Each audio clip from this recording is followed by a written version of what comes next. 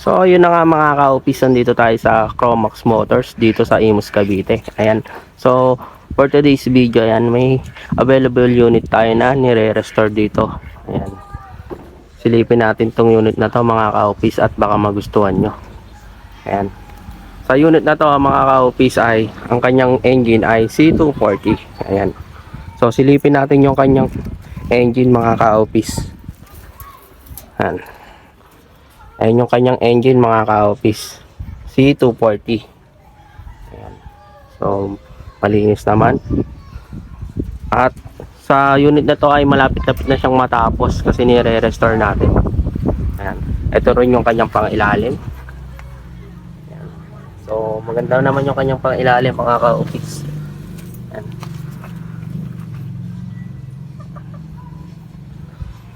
Sa unit na to mga ka-office ay asking price nga pala nito ay 135. Negotiable mga ka-office. Ayan, mahaba to mga ka-office. Goods na goods to kung gagamitin nyo sa pang negosyo. Ayan. Ito yung kanyang likod. Ayan.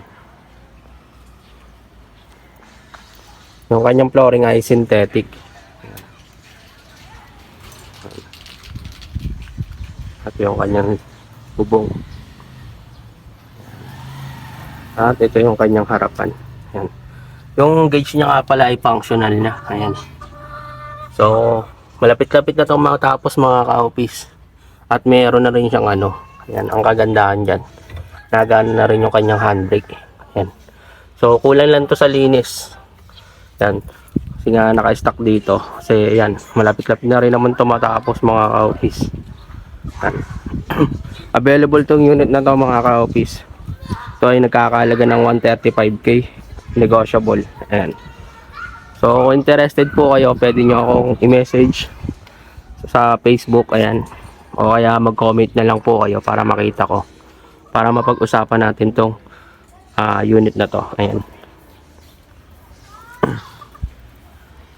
So pag kinuha nyo to ay goods na yan, tapos na siyang i-restore. Ayan.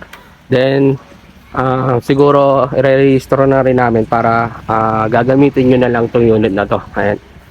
So kung interested po kayo mga ka-office, ayan, i-message nyo lang ako sa aking Facebook na Paul Adrian Harin Valerio. Ayan. So then kaya mag-comment na lang po kayo para makita natin. At i-PM nyo ako para mapag-usapan natin yung presyo nito. Ayan. So madali lang naman kami kausap mga ka-office. Kung interested kayo dito, ayan, pwede nyo ako i-message yan. Gagamitin nyo na lang to kasi konting-konti na lang to ay matatapos na. Ayan. Running condition naman yan. Ayan. So may mga konting aayusin na lang dito. Ayan. Kung interested kayo, ayan. So maraming salamat mga ka-office sa inyong panonood. At kung interested kayo mga ka-office, ayan, i-message nyo na lang ako. Ayan. Goods na goods tong unit na to. Ayan. Kung lalo na kung gagamitin nyo sa pang negosyo or